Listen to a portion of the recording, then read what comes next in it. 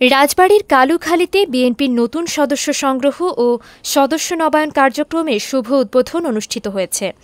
অনুষ্ঠানে রাজবাড়ী জেলা বিএনপির সাবেক সাধারণ সম্পাদক হারুনার রশিদ বলেন, ফ্যাসিস্ট সরকারের পতন হলেও আমরা এখনও স্বৈরাচার মুক্ত হতে পারিনি।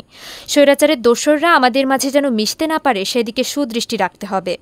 বিএনপির নতুন সদস্য সংগ্রহ ও সদস্য নবায়নের শুভ উদ্বোধন ঘোষণা করা হবে।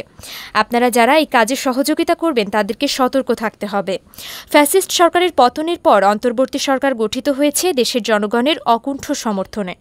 বর্তমান সরকারের কাছে আমাদের দাবি, নির্বাচনের পরিবেশ তৈরি করে জাতীয় নির্বাচনে সুস্পষ্ট রোডম্যাপ ঘোষণা করুন।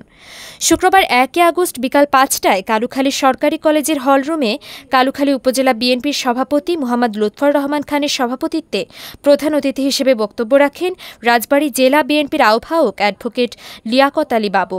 কালুখালী উপজেলা বিএনপির সাধারণ সম্পাদক অ্যাডভোকেট রাকিবুল হাসান রুমার সঞ্চালনায় বিশেষ অতিথি হিসেবে বক্তব্য রাখেন জেলা বিএনপির সদস্য আব্দুস সালাম, ঢাকা কলেজ ছাত্রদলের সাবেক সভাপতি মনিরুজ্জামান মানিক, রাজবাড়ী জেলা স্বেচ্ছাসেবক দলের সাবেক সভাপতি মোস্তাফিজুর রহমান লিখন, সদস্য সচিব তুহিনুর রহমান তুহিন, বিএনপি নেতা খালেদ মাহমুদ পাভেল, রাজবাড়ী জেলা ছাত্রদলের আহ্বায়ক আরিফুল ইসলাম রোমান, সদস্য সচিব শাহিনুর রহমান, কালুখালী উপজেলা বিএনপি সিনিয়র সহসভাপতি তৈয়বুর রহমান তৈয়ব, সাংগঠনিক সম্পাদক মেহেদি হাসান তোতা, শাহজালাল মিয়া, প্রচার ও প্রকাশনা সম্পাদক আবু তালেব, যুবদল নেতা ফেরদৌস হাসান টিটু, কালুখালী উপজেলা স্বেচ্ছাসেবক দলের সদস্য সচিব জিয়াউর রহমান জিয়া, কালুখালী উপজেলা ছাত্রদলের সভাপতি মোহাম্মদ জামাল খান, সাধারণ সম্পাদক আহাদুজ্জামান সূর্য, এছাড়াও বিভিন্ন ইউনিয়নের বিএনপি ও সহযোগী অঙ্গ সংগঠনের নেতাকর্মীরা উপস্থিত ছিলেন।